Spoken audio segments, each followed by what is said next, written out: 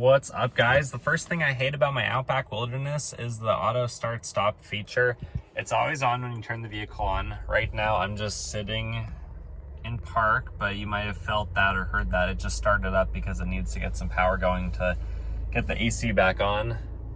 As in 95-degree weather, it really doesn't hold it off too long before it has to start up again. It just feels really abrupt. I don't think the quarter gallon of gas you're saving over the whole tank is worth it. For that reason, I usually turn it off.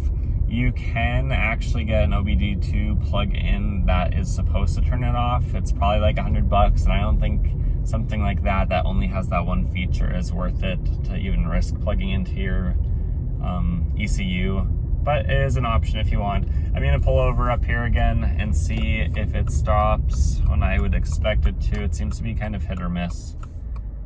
All right, brake is fully depressed, and there it goes. It doesn't always work like I expect it to. It always seems to work at the most inconvenient times, though, like when I'm at just a really brief four-way stop or waiting to turn right onto a busy road. Anyways, there it is. Something that I wish it took its place and was on all the time is actually the auto vehicle hold. That's kind of a cool feature, but the start stop I could do without. For that reason, it's on the list of things I don't like. Something else I hate about my Outback Wilderness is at nearly 16 feet, the size of a great white shark. It's pretty long. It's about 1.25 feet longer than the average car. It takes 3 parking spaces. Look at that, 3 spaces to park if you park like I do. So it's a consideration. Is it going to fit in your garage, in your driveway, in your daily commute? If you live in a city, that might be a concern. If you live somewhere where the spaces are tight, that's also a problem. Thankfully, it does have the forward-facing camera, so that can help you quite a bit when you're parking, but it's just something to consider.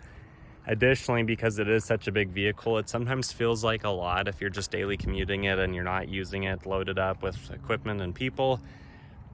Feels like you might be able to have a more economical choice. In my condition, my situation, as you know, I get pretty good mileage, so it's not like it's actually that much less economical than any other vehicle I've owned. But for some, it may feel that way to be driving around such a big wagon all the time if it's your daily driver. For that reason, it's on the list. It's something I don't like. Something else I don't like is that the vehicle only comes with a CVT. I feel like that could have not been the case, especially where the 22 and newer WRX comes with a 6-speed manual designed for this engine. It's set to hook up to it.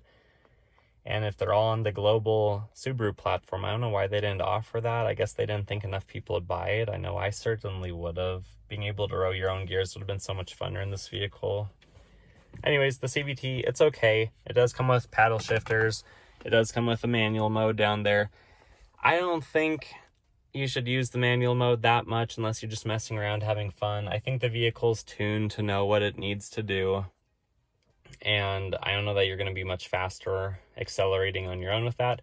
I've also noticed that downshifting when I'm coming off an off-ramp just doesn't feel that healthy for the vehicle, being only a 2.4 liter. It's not like there's that much rotating mass within the engine to slow you down.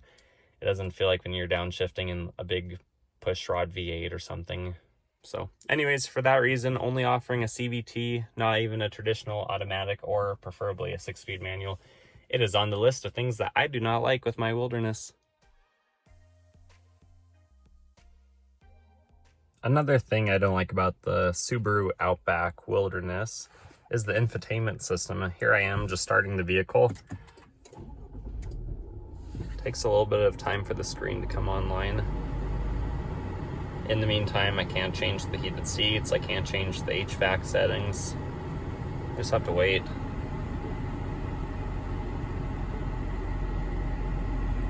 At this point, I can change things.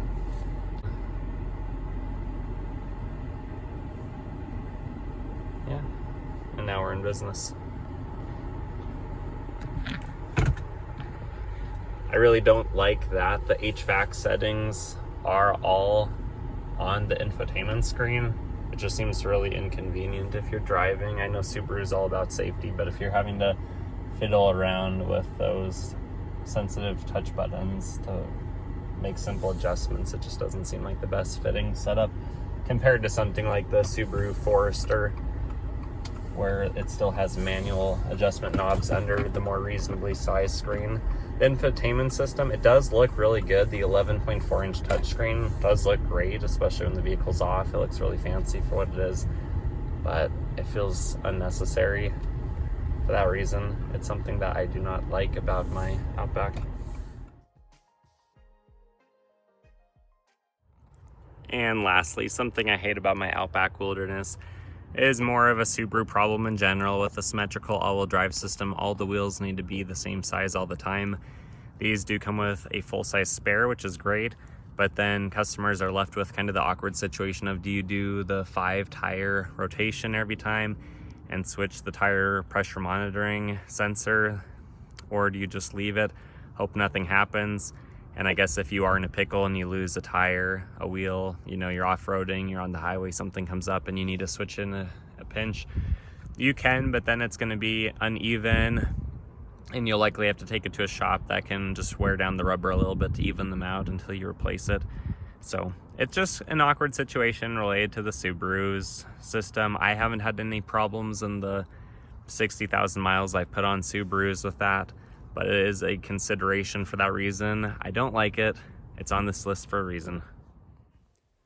If you've made it this far, thanks for watching my video. Please let me know what you think in the comments, and like always, like and subscribe. It really helps the channel grow. Otherwise, take care, guys.